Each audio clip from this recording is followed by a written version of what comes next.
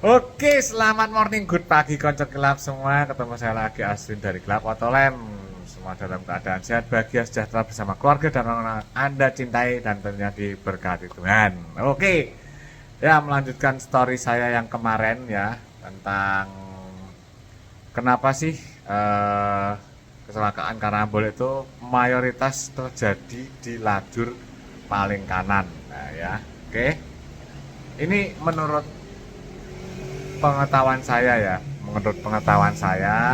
ingin berbagi tips ya, yang bisa terima silahkan diterima, yang tidak bisa di skip aja. Oke, kalau menurut saya penyebabnya adalah satu, yaitu pasti jarak. Nah ya, makanya jaga jarak aman di tol itu. Kadang kita sudah jaga jarak, tapi tiba-tiba ada mobil dari lajur kiri itu nyusup pindah ke kanan. Nah, pada dikiranya kita ngasih ruang, tapi padahal kita itu menjaga jarak aman sebenarnya dengan mobil depan apabila terjadi pengereman mendadak. Tapi ya karena pengetahuan berkendara yang agak kurang, jadinya itu kadang disusupin, tiba-tiba sen kanan, tiba-tiba pindah jalur. Nah itu banyak kejadian ya. Itu satu, jaga jarak aman.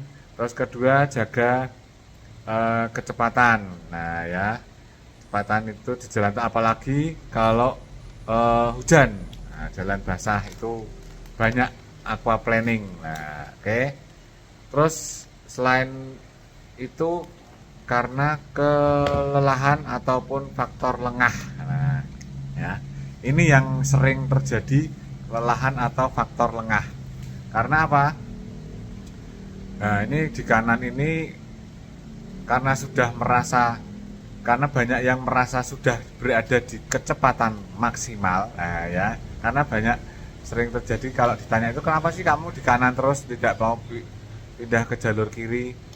Padahal sudah dari belakang itu sudah didim-dim, sudah minta jalan untuk mau mendalui, tapi banyak pengendara yang ngeyel tetap di jalur kanan karena sudah merasa di batas kecepatan maksimal. Nah ini yang biasanya bikin lengah, bikin kecelakaan karambol itu terjadi karena sudah merasa di kecepatan maksimal dan stabil.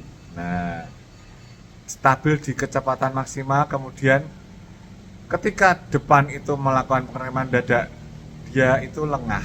Nah, ya, lengah karena juga lelah, juga bisa jadi lengah.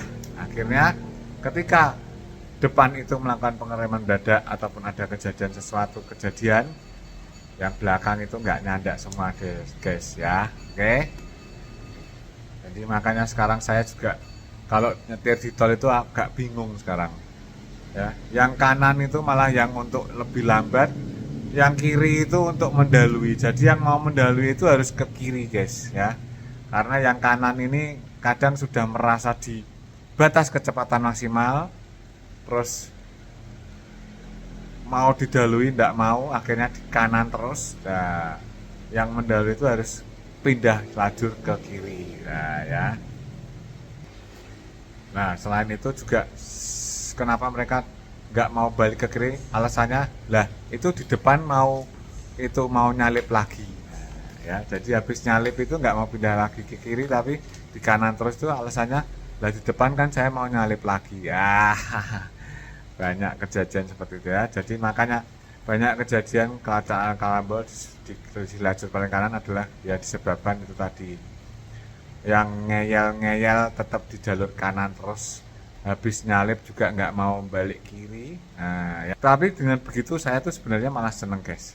Karena apa? Karena harus zigzag itu justru tidak membuat saya ngantuk, justru meningkatkan konsentrasi, meningkatkan fokus. Karena kita harus nyalip ke kiri, harus lihat spion kiri, harus kasih sen kiri. Mau ke kanan lagi, harus lihat spion kanan, kasih kanan lagi. Jadi saya juga berkat pengendara-pengendara yang ngeyel di kanan terus ini, saya juga malah berterima kasih ya.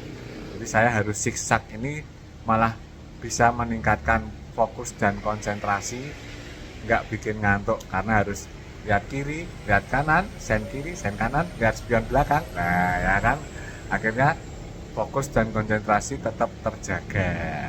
Dibandingkan dengan yang stabil kecepatan maksimum di lajur kanan terus. Nah, itu ya, makanya banyakan kecelakaan karambol itu terjadi di lajur paling kanan karena sebabnya itu adalah jarak yang terlalu mepet, nah, terus kecepatannya yang terlalu cepat, kemudian karena lelah, sehingga menjadikan lengah.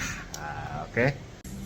Jadi walaupun kamu sudah berada di kecepatan maksimal, tapi kan banyak tuh kendaraan yang melebihi kecepatan itu lah, yang mungkin kamu sudah berada di 100 km per jam, tapi kan banyak tuh kendaraan yang larinya itu kencang-kencang, lebih kencang dari kamu. Ya segeralah memberikan jalan, nah, ya, dengan berpindah ke lajur kiri yang lebih aman daripada ngeyel stabil di kecepatan maksimal di lajur paling kanan. Itu lebih bahaya. Lebih baik kalau memang kamu sudah mendahului dan ada mobil yang lebih kencang dari kamu, ya berpindahlah ke lajur kiri, memberikan kesempatan kepada orang-orang yang mau ngebut, mau kencang, ya, itu biar aman perjalananmu.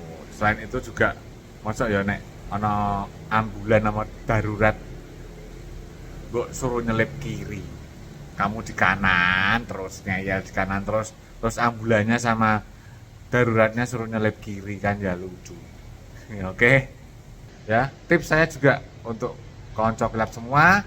Jadi kalau di Eropa itu saya tahu ya, di sana itu ada aturan setiap 2 jam menyetir di jalan tol ataupun highway, ya. Jadi highway-nya sana itu sudah kayak tol, guys. Jadi highway-nya sana itu juga sudah kayak tol, 3 lajur, 4 lajur bahkan. Setiap nyetir di highway ataupun jalan tol, setiap 2 jam berkendara itu harus istirahat minimal 20 menit di rest area. Nah, ya. Atau kalau maksimal 3 jam, berkendara itu harus beristirahat minimal 45 menit kalau kamu berkendara sampai 3 jam. Ya, tapi kalau sebaiknya 2 jam berkendara, istirahat 20 menit. 2 jam berkendara, istirahat 20 menit. Itu yang ideal. Tapi kalau bablas ke sampai 3 jam nyetir terus di tol ataupun di highway, itu kamu harus istirahat minimal 40 sampai 45 menit. Itu aturan di Eropa, setahu saya, ya. Kalau yang pernah ke Eropa mungkin ya juga tahu di sana ada aturan berkendara nyetir ya, artinya nyetir kendaraan roda 4 pribadi. Nah, itu harus seperti itu. Oke. Semoga bermanfaat video saya ini. Thank you for watching. See you. Bye bye.